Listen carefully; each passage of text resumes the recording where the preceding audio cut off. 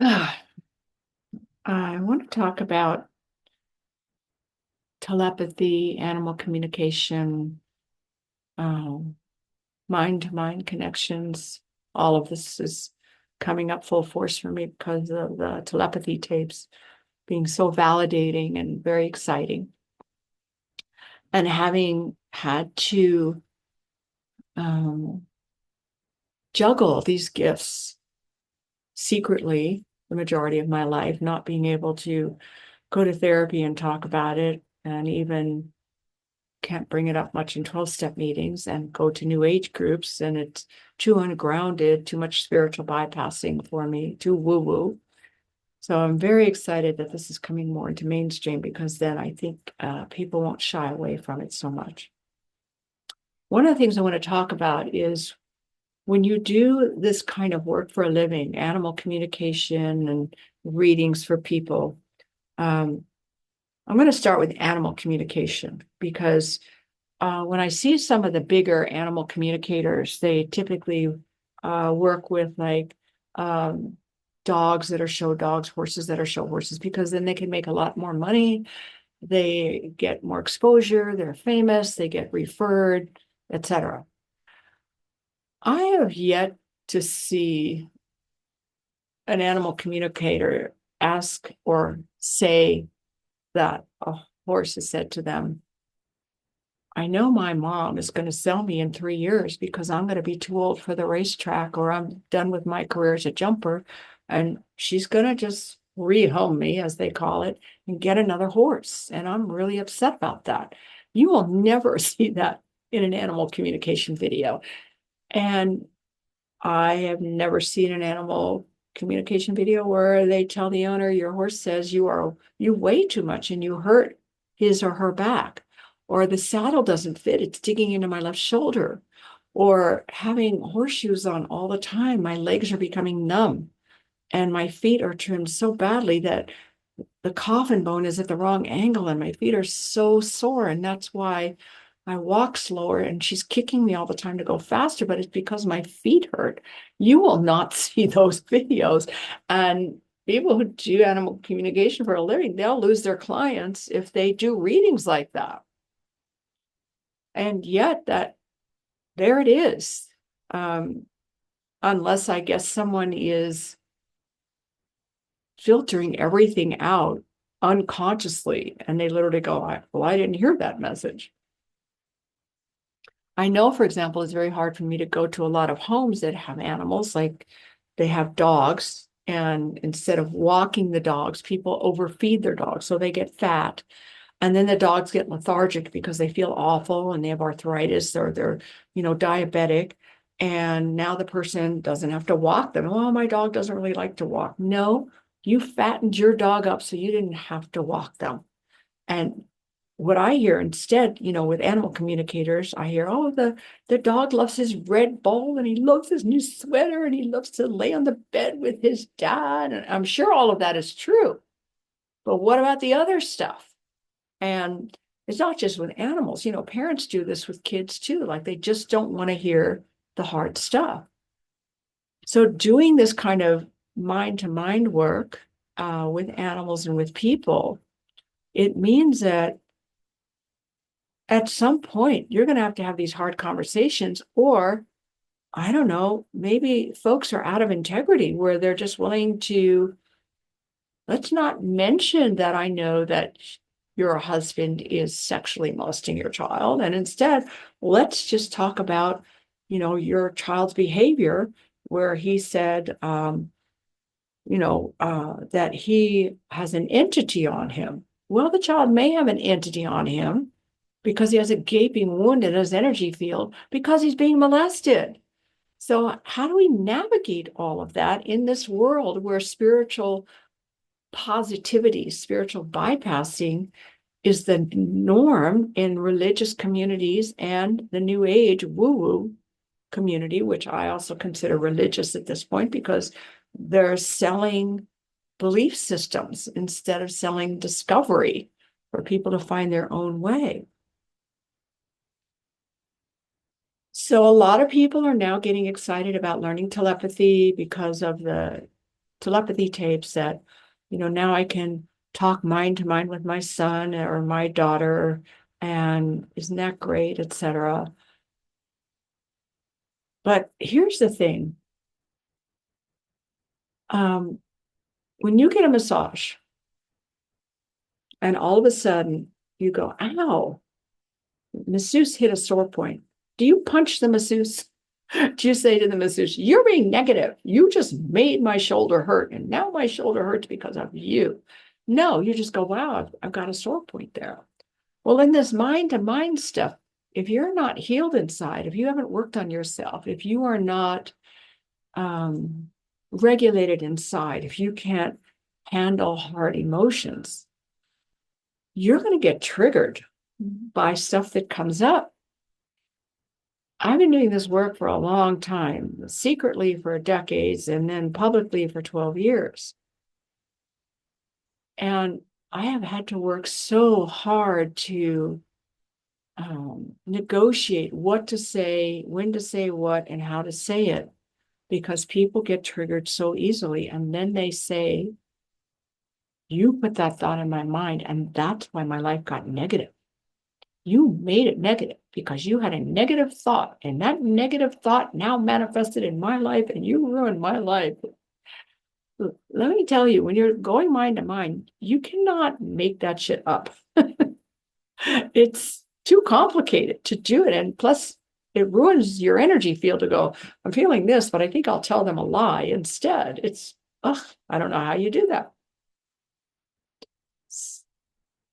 So I know for me, when I work with people who are sitting on a lot of trauma, pain, or they just grew up typically in a religious family, and they've learned to be positive because you want to be good for Jesus or good for God, and don't be negative, and I'm half full, half glass full kind of person, and that's a lot of the religious pressure.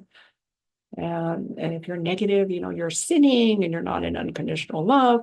When I'm around folks like that, I have to very cautiously watch what I say. Very often, I don't say a lot of things I could say to someone else who is more open to looking at what's just really happening. Sometimes I have to switch to energy work because there's no way I can say anything. And it's not a criticism of that population. It's just a reality. It's kind of like, how do you talk to a child? You have to deal with the fact that they are a child. Learning spiritual gifts alone means that it's going to be filtered through all your unresolved issues, your triggers, your prejudices, your fears, your anxieties. I want to encourage everybody who's interested in this mind-to-mind connection, going into the field, etc., to work on yourself.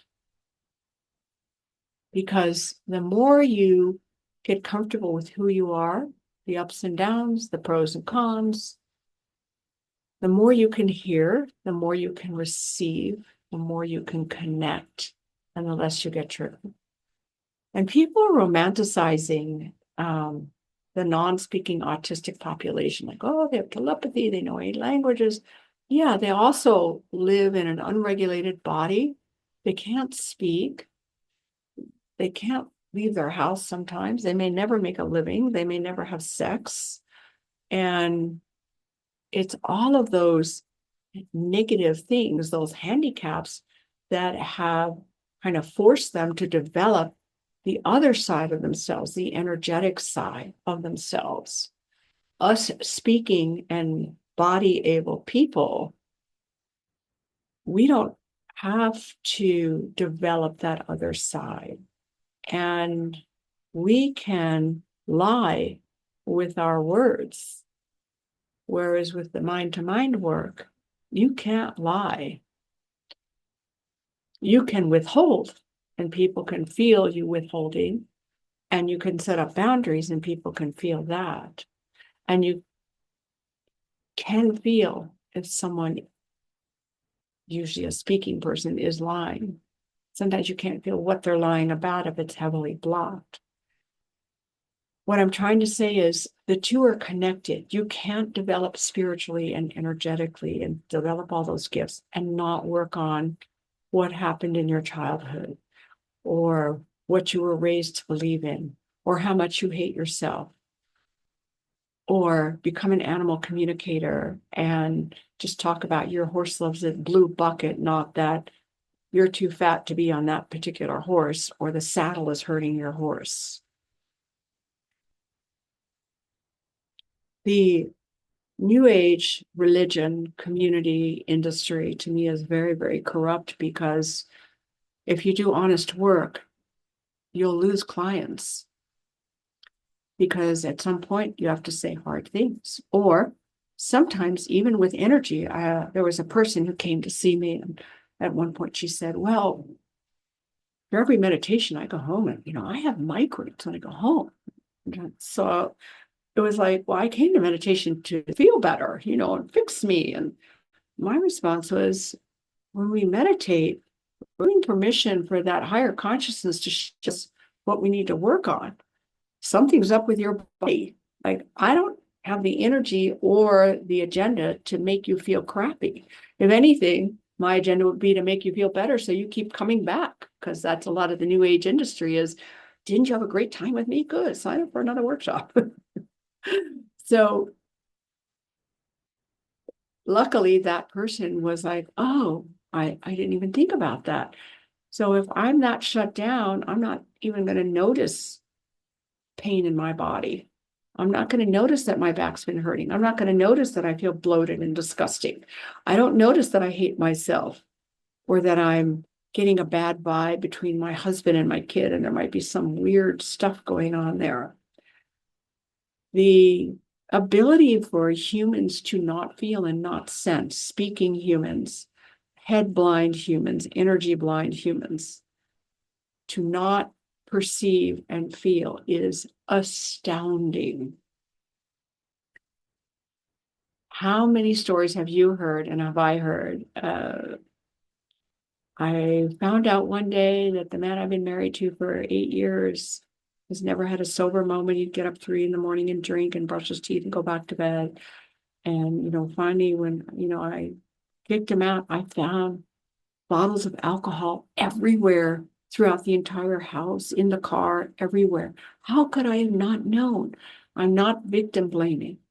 I'm saying that if we're going to develop energy gifts, we have to develop the ability to sense what's not working, what's hard, what's sad, what's fearful, as well as the beautiful and the divine love and the grand consciousness. It's not a one-way street. If you've grown up in a religious family, you have been heavily programmed to be positive. So when people come to see me, they often will say something like, I'll say, how did that feel? And they'll go, good. What is good? Well, I don't know, good. They literally don't know what good feels like or bad. I often hear the word nothing. I push a little and finally I get, I don't know what I'm feeling. What? How can you not know what you're feeling? This is a huge red flag to me. Again, I'm not criticizing or blaming. It's like someone comes to me and they're bleeding out, and I'm going, do you not see the blood? And of course they don't, because particularly in religious families, but not only, if you have a raging parent or a drug abusing alcoholic parent, you learn to shut up and put a smile on your face, so much so that you gaslight yourself and you dissociate and you literally don't know what you're feeling inside. You can't add mind to mind gifts with that. You can't communicate on an energy level and not know what you're feeling. It's not possible. You can do it just a little bit. That's it. So when you start to develop these gifts, I guarantee you're going to start to grow on the inside. So why not work on your insides first, or in conjunction with developing spiritual gifts? A lot of people cannot tolerate any kind of honesty that includes sadness, grief, anger, rage, uncertainty, or fear. All they're looking for is to feel better and feel lots of love. And then they may not have any radar or any vocabulary, or maybe not even be physically possible, able to feel other feelings than what they're desperately searching to feel so they don't feel pain.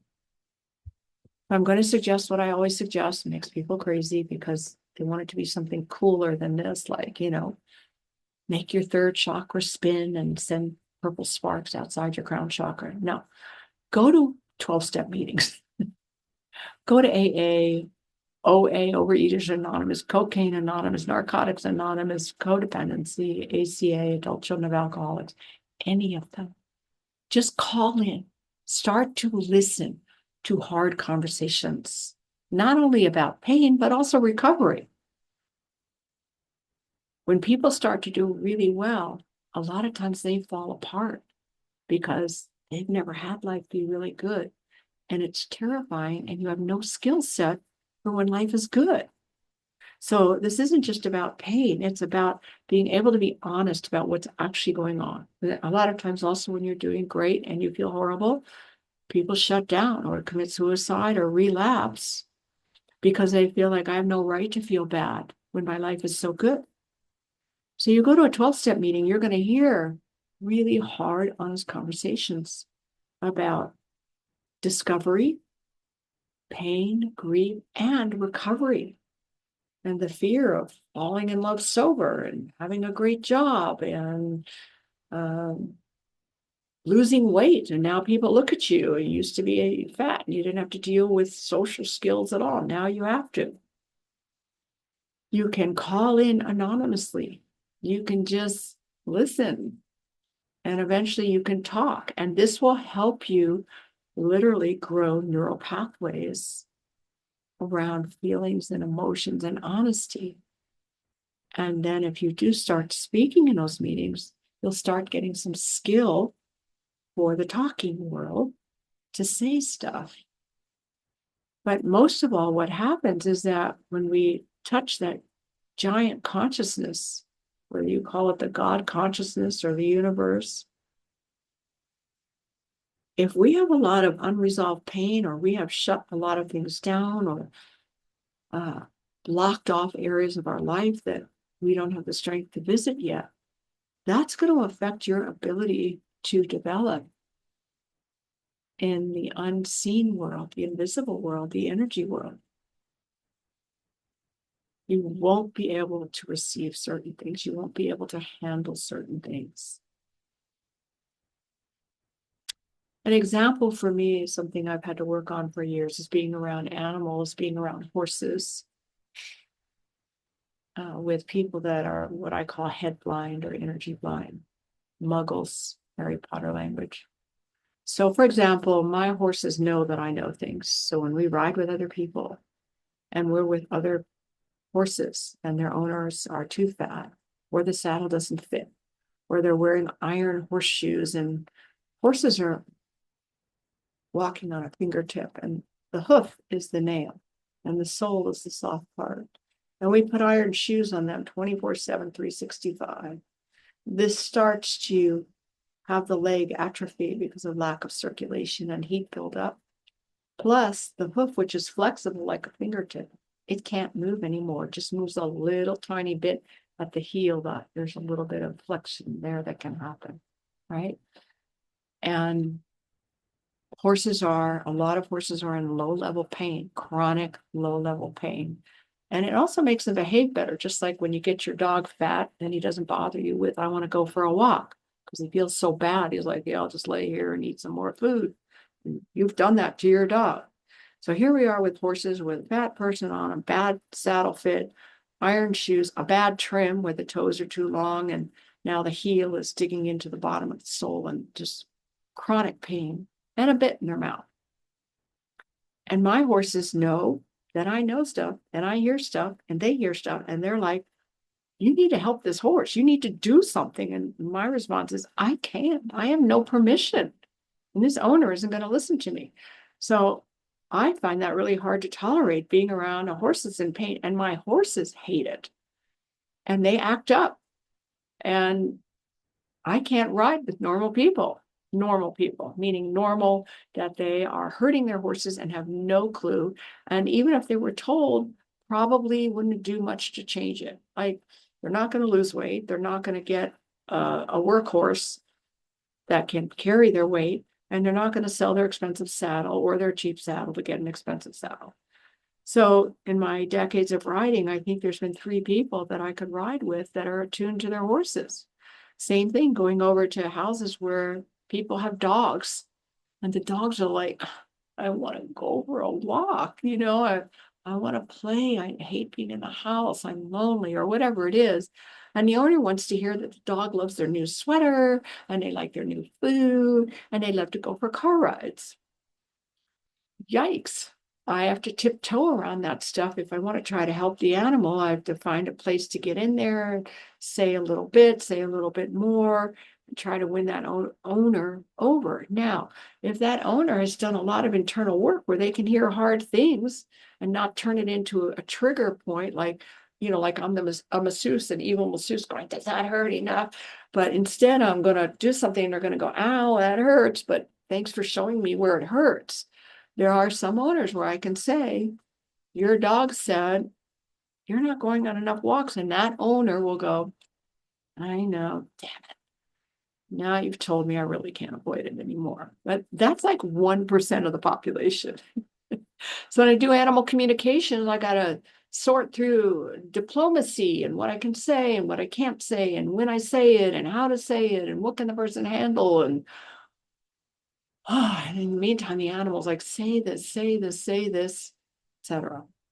You don't see animal communication videos like that because the more famous animal communication people who work with, more publicly, they'll lose clients. They say, there's nothing wrong with your dog except you're overfeeding your dog, and your dog says you won't take him for a walk. That's not going to make your career as an animal communicator. It is a dilemma. I don't have an answer for it. I'm just saying it is a dilemma. I did see an episode with Jackson Galaxy, the cat whisperer. I love him. I don't know if he still does this, but there was one video where he was working with this older woman who dresses her cats up in like tuxedo and wedding dress or, the Pied Piper. I mean, big costumes and takes pictures of them. So on the original visit, he talks to her about different things because the cats were misbehaving and obviously unhappy and lethargic, etc. So he gives her advice, and then he's going to come back in 2 weeks, and he looks at her and he goes, no more dressing the cats up. He goes, okay, I sewed all the costume. And he goes, I know, but no more. And she goes, okay. So he comes back for the follow-up visit, opens the door, and he catches her taking photographs of the cats dressed up in these elaborate costumes. And she's all flustered, like, oh, you came like a little early, and I haven't dressed them up. This was the first time since you were last here, which of course is bullshit. And he walks in and he looks at the camera and goes like he's so upset, like, what the hell?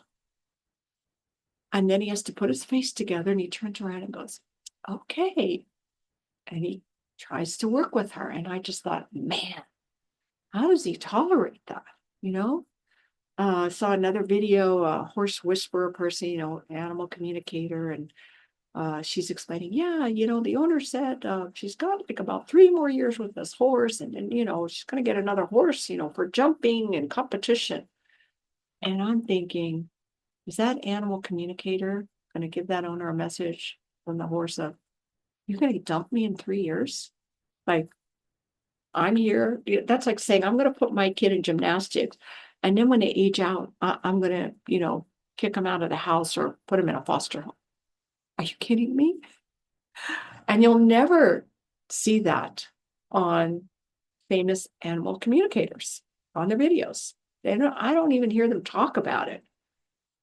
And it's something I'd love to hear them talk about because it's something I struggle with when doing animal work with people, which is people will say, my horse talks to me, he knows all about it. He loves his treats and he comes running over, and all of that is true. But there's also some real issues there, like my stomach hurts, I have an ulcer, or I'm bored. I shouldn't be living in a 12 by 24 corral when horses need to walk 10 miles a day. And they shouldn't, having a horse in a corral is like your dog's in a crate 24/7, except when you take them out for food and for a walk for 45 minutes a day. That's how we keep horses. And so you're with somebody who loves their horse, but they just want to hear the cool, good stuff. And they have no tolerance and no ability to hear your horse loves you, loves the blanket, loves the new red bucket, and is begging you to put them in a pasture situation because you're barely riding and now they can be with other horses and run around and have some fun when you're not riding them. Never seen professional animal communicators do this. And it's an issue for me because I now do this for a living and I used to get a paycheck as a professor for a living. So I could lose people. It didn't matter to me. I could be a voice for the voiceless, for the kids and for animals. And if I lost someone, no big deal. I still got a paycheck from being a professor. Another reason you want to work on your internal landscape while developing spiritual gifts is if you can handle difficult emotions and difficult conversations and hard truths, and you develop telepathy with your non-speaking autistic child who still pees their pants, still can't regulate their body, still can't eat by themselves. That's hard. That's not just like, oh, now we talk numbers mind to mind. No, at some point, you're going to also get a taste of what it's like to be in that kind of body. And some days it's not that tolerable, and other days I'm sure it is. So being able to develop handling all of it means that you can have a much huger impact on people around you because now they don't have to just give you the positive or give you what you can only handle. It also changes your ability to communicate. When I was a professor, I was told by human resources that I was a walking lawsuit. And they said, the things you say to students, we should have been sued a million times. Like, how do you do, like, what are you doing and how do you do that? And I couldn't really explain to them, but I can explain a little bit here, which is as a professor, my preparation was to meditate before going into a class in my car or sometimes in the bathroom. I couldn't get away and find a quiet place to meditate where people wouldn't bother me. And then I would read the energy of the class before I ever went in there. I didn't do anything with a lesson plan. I wrote lesson plans for the accreditation board. I never used them. And then when I went into the class, I was already connected with them energetically and would adapt like going surfing. Like you go to the ocean and you adapt to the waves. So I would end up saying very hard things to students like, really? This is your best work? I don't think so. Now, you're not supposed to talk to a student like that. You're supposed to, this is great. This is a wonderful effort. Would you like to, make a few improvements? Oh, no, that's okay. Great. That's wonderful. And you try to give them a good grade because then your ratings go up and then you get to keep your job or you get a raise or whatever. I mean, everything can be a racket, including teaching. So, and we don't mean it to be a racket, those of us who are teachers, but you want to keep your job or you want to get a raise to support your family.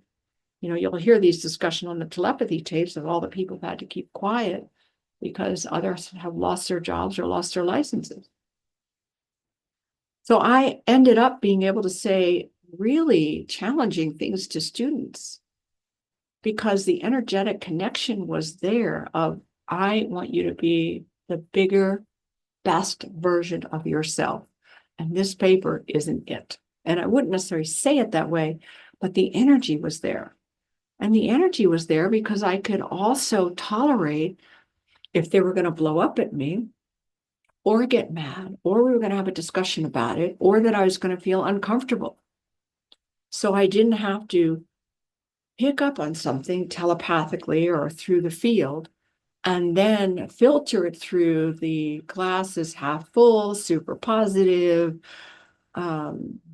windmill or have it polluted by my own internal ability to feel anything uncomfortable because it went against my family culture. I want to really encourage everybody. I'm so excited that the telepathy tapes are out, that we are talking about mind-to-mind communication, that we are talking about meeting on the hill, that we're talking about learning from the great consciousness up there. But remember, who's teaching us this? Non-speaking, severely autistic children and young adults.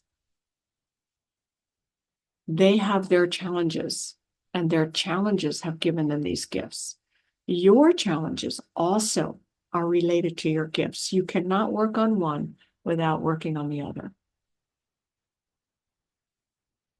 When people come to me out of religious families, including the New Age religion, it takes me 1 to 2 years before they can feel their feelings, before they literally go, yeah, I think I'm sad. I've literally had people, they'll meditate, tears are in their eyes, will stop meditating and go, what are you feeling? Good. Yeah, peaceful. And I'll say, why did your eyes tear up? And they'll go, oh, I don't know. I didn't even know they were tearing up. I'm like, oh my God, really?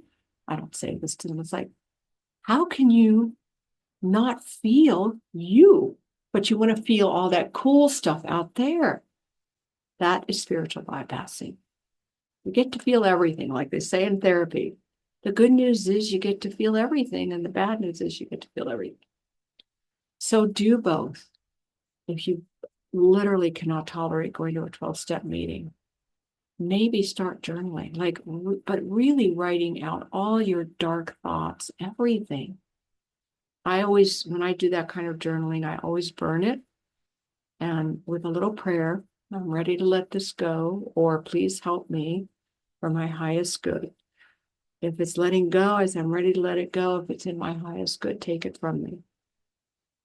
But a lot of people, they journal like poetry, and I'm going to be positive, and I saw an insight. Somewhere you're going to have to find a place to vomit up that dark stuff, the shadow work. Somewhere. To me, doing it in person is absolutely the best. There's an energy exchange that happens that you can't get any other way. But second, online, some kind of 12-step meeting. Third, journaling. That's me. That's my opinion. I hope you found this interesting, and thanks for listening to my frustration with working in this whole arena of mind-to-mind, energy-to-energy communication, and having to deal with muggles and the culture of positivity and spiritual bypassing that I find so frustrating. I have to say, when I'm working with people who have done work on themselves, it is a pure joy. The work goes so fast. It's so profound. The sessions are like psychedelic sessions without the psychedelics. Where we go is astounding. And I cannot do that with people who have a lot of unopened boxes inside of them. That's a lot harder work on my end, and it's probably a lot harder for them too. So it's my dream, my desire that the people are like, ooh, I want all those spiritual things and the telepathy tapes, yay! That will somehow also eventually inspire them to go, I want to clean my own house as well. If you want to be a light worker, you want to be a servant of spirit, the non-speakers are saying this too. You're coming from love, but that's not a choice. Like, I'm not going to come from negativity. I'm going to come from love. You literally have to deal with the negativity, which to me is like electricity, a negative and positive pole. Same thing with magnetism. It's not negative like bad. It's just minus and plus. You have to have abilities in the whole arena. You can't just go for one. So we'll see if this opens a whole lot of doors for a whole huge population, just because the non-speakers have finally gotten the tools to be able to start being teachers for a lot of people. Okay. Maybe I'll see you in the field.